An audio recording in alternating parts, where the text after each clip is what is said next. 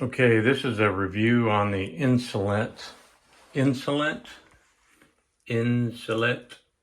electric toilet. First review I've ever did. Not even going to edit anything, so it ain't going to be fancy.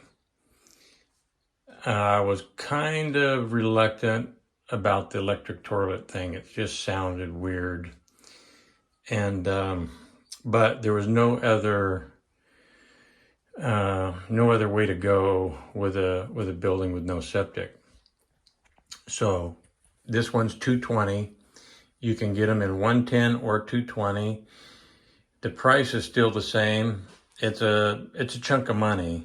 I believe this one was $2,700 or $2,800 delivered. But I've heard a lot of good reviews on this product, and I think one guy said he went 7 years before he had any kind of problem, and you can get all the parts from the company. They come in like stainless or like I think a painted white. I kind of like the stainless. The only drawback I found so far is just the toilet seems kind of small, but that's not a horrible thing. And basically at the bottom it has a little bin that pops down, and you can pull a pan out, and it's just basically like cigarette ashes. And I mean, you could really make that thing busy, and you're just going to have some cigarette ashes, and you dump them in the yard. It's not dirty. It's not what you think. Inside this is a fan. So you're not supposed to have a ceiling fan running inside the bathroom. If you have a ceiling fan running, then what it'll do is it'll pull the burn and any odor into the room. So no ceiling fan, and it's vented out the wall. In this situation, there's a concrete foundation, so I had to vent it up and through the wall. But there's a vent, and then inside there's a fan. So the minute you turn it on, it starts to pull everything out and push it outside. So you wouldn't want to put the fan vent like next to your barbecue or outside. But with that said, we haven't really noticed anything. Some people say they notice a little bit of burnt paper. I didn't really notice that, but I mean, I suppose you can. The inside of it has a hopper, and when you open this, there's a switch, a floor switch on the side here, and when you hit that, it opens that hopper and drops the waste down in there. Now, after you open that and you flush it, if you were to sit there curious and want to see inside there, now, yeah, the odor can come out. So flush it and keep it shut. And basically what you do, see if I can do this here with one hand. Ask my assistant to open that for me.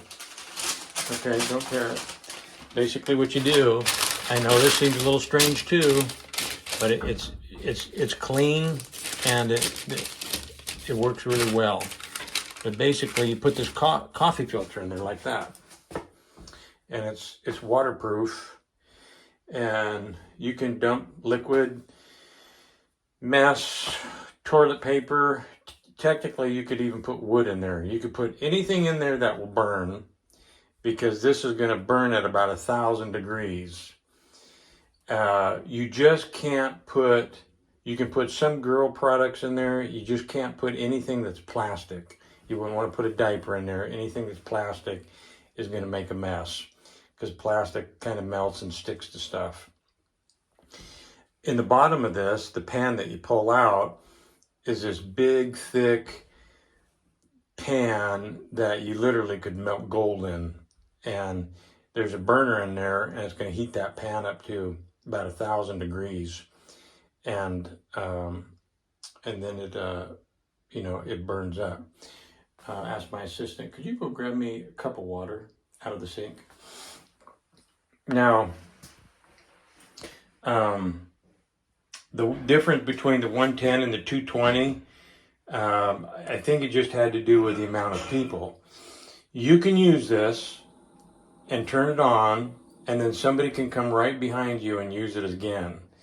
And I think that they said the difference between 110 and the 220 was like 4 people versus 6. So here's a cup of water. I'm gonna dump it in there. Okay, just dump that in there. You see, that's just holding water. And this goes clear to the top. There's no way that you're gonna make a mess beyond that. If you do, you probably having a bad day. So basically, you put your stuff in there and open the hopper, and it drops down in there. The weight will drop it. You shut the hopper. Once you do that, close the lid. Here's a button. This is how you turn it on. And that's as much noise as it makes, which is not bad. This is a lot less noise than the ceiling fan makes. So this isn't something that's just like, you know, roaring through the house, making a whole lot of noise. You could put these things in travel trailers. You know, if you had full hookup on a travel trailer, I mean, you could put one of these in there. You could put it in a tiny home. You could put it in an outbuilding. I mean, $2,700, $2,800 is a lot of money, but compared to septic, drain field, construction, permits, inspections, you know, it's really nothing. When you push that button, it will cycle for about 60 minutes. So no matter what you're putting in there, it's going to turn to cigarette ashes within 60 minutes. Which sounds like a long time, but it's really not. I mean, kind of like running a washing machine or a dryer. I think one time I was trying to figure out the kilowatt hours on it, and my math is poor, but I just kind of guessed and thought, well, if it was really busy, running a lot, you know, maybe $30 a month or less. But don't quote me on that. You'd have to figure out the kilowatt hours in your area. This company is out of Texas, and I think it took a week to get shipped up here.